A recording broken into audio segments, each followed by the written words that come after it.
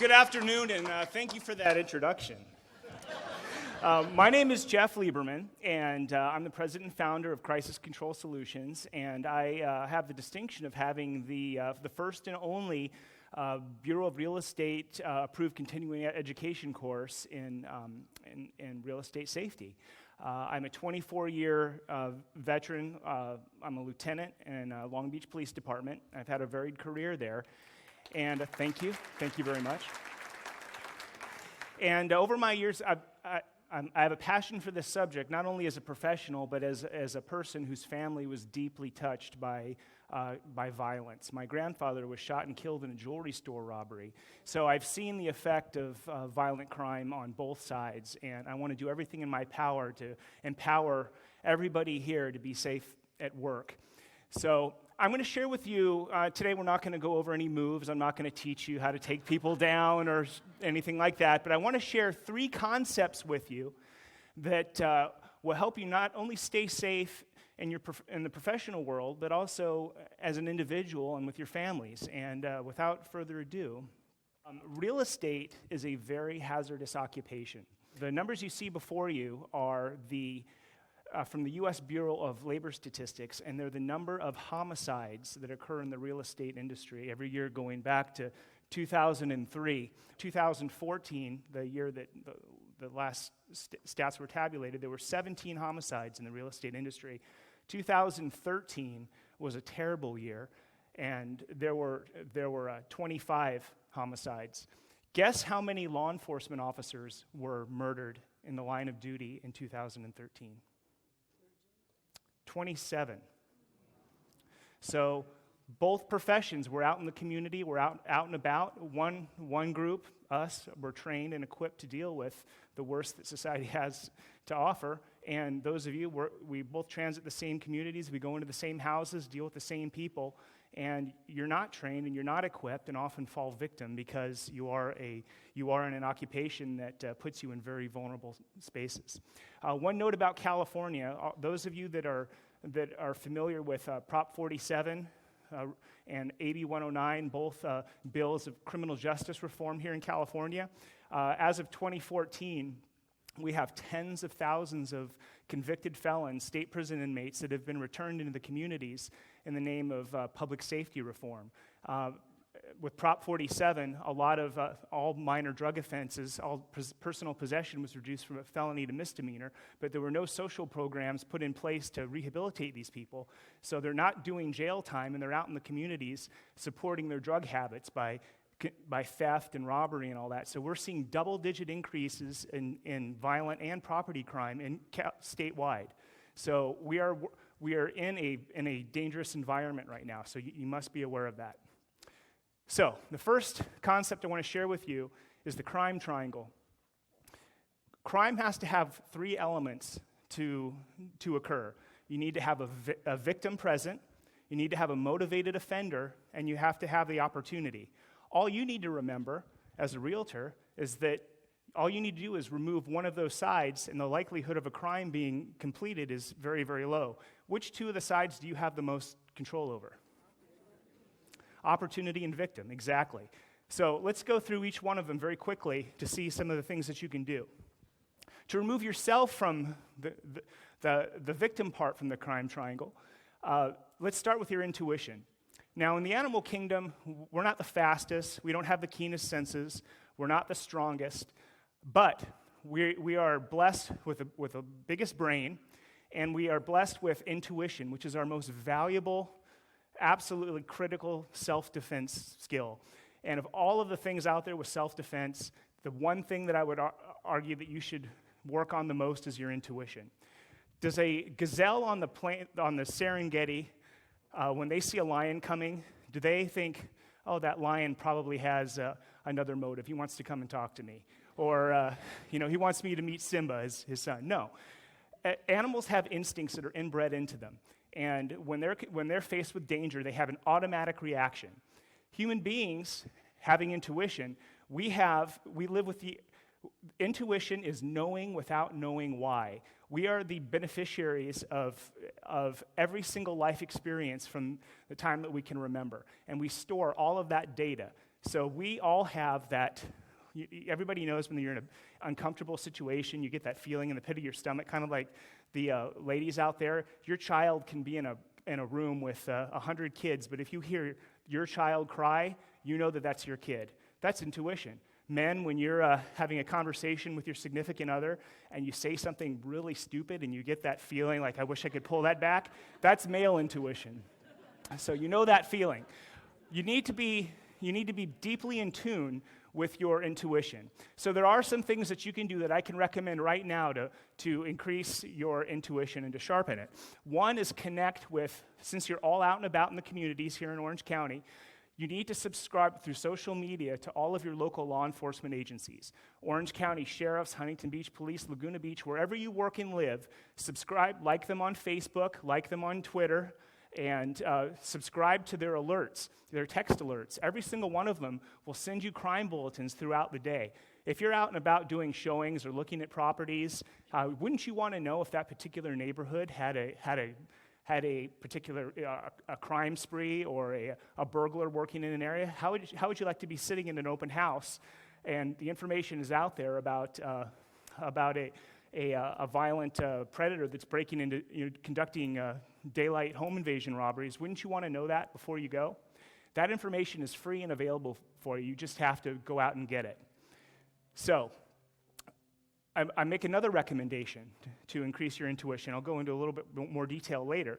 But every single client, every single prospect that contacts you, you need to have a personal policy of asking for a photocopy or a email scan of their driver's license. That creates an artificial barrier that a predator has to get through to be able to get to you. It's not going to prevent somebody that's very sophisticated from luring you somewhere, but at least it creates the first step that somebody has to take that can get them identified.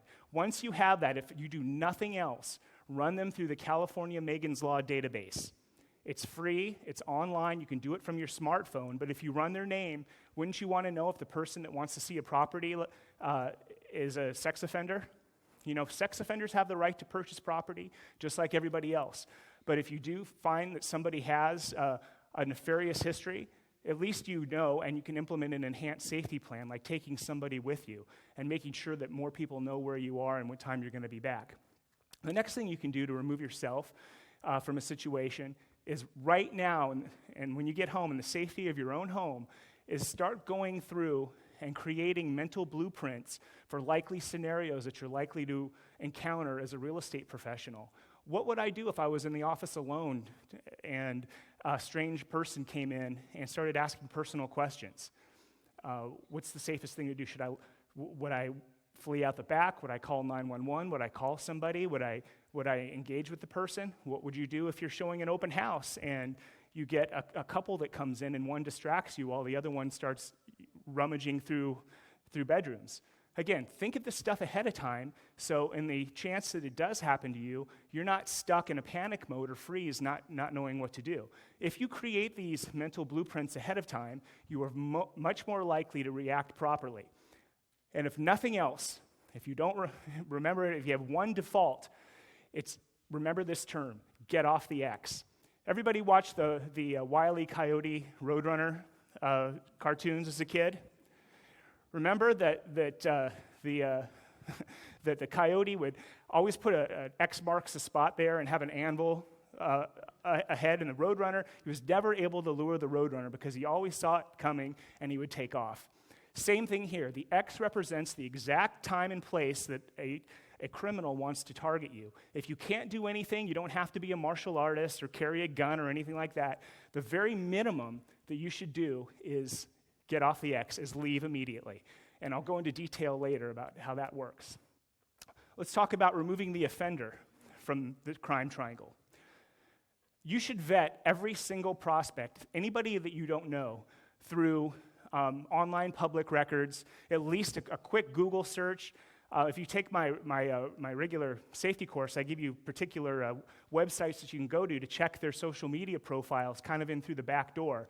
How many people have taken clients or prospects from property to property and later learned that they had no interest whatsoever in purchasing? They just wanted to see homes, wasting your time and theirs. Wouldn't you want to know if a prospect's story that they give you about having kids and relocating from out of state is true? Take a couple minutes, run them through these free online resources, and you'll be much better prepared to make that decision whether they're worth investing your time, and you might discover that they have a criminal history or a registered sex offender. Good information to know. It just makes you more professional and more safe. Each of you that works in an office, if you're a broker, you should have standard protocols for office safety. And again, thinking about those mental models. What would you do in your office if one of your office mates or fellow agents had a heart condition and dropped in the office? Do you have AEDs? What if you had an earthquake? What if somebody came in? What if you had an agent or a support staff person that was going through a divorce and had a crazy ex show up with a gun? I mean, you have to talk about these things. You have to have policies, and again, create those mental models individually and collectively as an office. What are we going to do if this happens? Preferably, get off the X. Just leave. Get out of there. And then personal marketing strategies. You guys are a good-looking bunch of people, and nothing wrong with that. But remember, what are you selling when you do online marketing? You're distributing pamphlets, putting signs out in public. Everybody heard of the Beverly Carter case in Arkansas? She was a very attractive, very well-to-do real estate broker in Little Rock, and she was very, very involved in the community. So when they arrested Aaron Lewis, the suspect that abducted and murdered her, the first thing they asked him was, "Why did you pick Beverly?" And he said she was a rich broker. And I'm not faulting Beverly. You have to market what you have, but remember what you're putting out there. What I recommend is be professional and not provocative. If you're a male agent and you're taking a marketing picture of you leaning up against a Ferrari, what are you telling people? What is your priority? For a predator out there that's looking for an easy mark, they know that you're giving the image that you have a lot of money. If you're an attractive female and you make a decision to wear a particular outfit that enhances certain areas, or just be careful about what you're putting out there. Also, separate your personal and your professional social media. If you have a Facebook page, create one just for your agent, your realtor business, so strangers can't see what kind of family life you have, where you live, and you find out too much information about you. And then opportunity. You can easily avoid the opportunity to commit crimes by having a holistic safety awareness and self-defense training at work. It should be a quarterly event at your office. Bring an expert speaker in from the police department. I'll come in, but have debriefings. If any of your fellow agents experience something scary at work, have an office meeting and discuss that. What went right? What went wrong? What can we do differently? And make it a collaborative process. Like Art was saying, you're all competitors, but when it comes to safety, we're all on the same team, right? I mean, if somebody needs some help or is concerned about a client, please go with them. Have an office or a personal policy to lend a hand to somebody else, because they'll do it for you in return. And you need to have consistent safety policies. Don't just take ID from one person and not from another, because the one time that you forget to do it is the time that that's going to be your day. That's going to be the predator looking for you. So starting today, just ask for ID. Blame it on your broker's insurance policy, or your broker has came up with a new rule. Lay it on somebody else, but always ask for a copy of their ID before you do showings, and be constantly aware. I challenge you today, when you go back out into the parking structure and look at the students here, what proportion of students have their face buried in their personal device, and how many are actually aware of what's going on around them? The vast majority of crime victims that I've interviewed over my years of service, after it was all said and done, they said, "I didn't see it coming, I was just assaulted out of the blue." After they tell their story, they go, "You know what? I did. I had this funny feeling. They were following me, they were hanging out in the shadows, and I wasn't thinking, and I kept going, and then I was targeted." So the lion goes after the gazelle that has his head down on the plain. Those that keep their head up and are aware of their surroundings are the ones that survive. It's nature's law. So which leads me to the next concept, which is Boyd's cycle. This works in business, it works in the military, it works in self-defense. This model was coined by Lieutenant John Boyd. He was a prolific tactician in the U.S. Air Force, a Korean War fighter pilot. And they wanted to figure out a way to teach our aviators and our warriors how to prevail in every single competitive encounter they had with another human being. And this is a decision process that everybody goes through, both criminals, business people, and athletes. Let's start at the top. Observe. He or she that sees a threat coming over the horizon has more time and space to be able to react. The next phase is orient. And orient doesn't mean necessarily physically move, but it enables you to quickly differentiate between your pre-existing mental models that you already have created to address the potential threat. So again, the further away you see the threat, the more time you have to orient yourself, make that decision, and act. Now, your assailant or the criminal or your competitor in business is also doing this. So remember when I said get off the X? The X represents the portion between decide and act where either you or your opponent decides to commit. If by just moving a few feet or a few miles during this process, you automatically put your opponent back into the observation mode so you can get ahead of them, even in business. If you're able to make decisions quicker, see a client over the horizon before your competitor, the more likely you are to be successful. And the same thing goes with being a victim of a crime. You can increase your observation stage by subscribing to social media, being aware of surroundings and crime trends, running people through Megan's Law so you never have to meet them in the first place. So observe, orient, decide, act. The more options you have and the further away you see trouble, the more likely you are to survive. So finally, this is a model I hope we can leave you with. Think of your personal safety as concentric rings of barriers. A bad guy has to penetrate every single one of these to get to you. Situational awareness, again, we talked about it, was knowing what's going on around you, paying attention to the news, knowing your communities, knowing where the sex offenders live, knowing the breaking crime trends, having protective intelligence, you running somebody's information through these websites, through Megan's Law, to make sure that they're not a registered sex offender or have prior convictions or show up in the news as being an arrestee for targeting realtors. Office safety, having policies in your office, collaborative policies, they have to penetrate to get to you. And then finally, personal safety. How many of you carry pepper spray or a stun gun? Get it out right now if you had to. Get it. Quick, quick, quick. Something's happening. Pull it out. Good. Excellent. We have a winner. If you carry personal safety devices, really quickly, just make sure that you have them accessible. Think about it. If you've got pepper spray, test spray it every once in a while. Make sure the battery's working, your stun gun. My personal recommendation, if you're going to carry anything, is a high-quality steel flashlight, LED flashlight. Every realtor should have one if you're showing foreclosed properties or whatever, but this particular model has a bezel, a sharp bezel on it that's an excellent impact weapon. So you can blind an assailant, you can strike them. It's unobtrusive, and everybody should have one.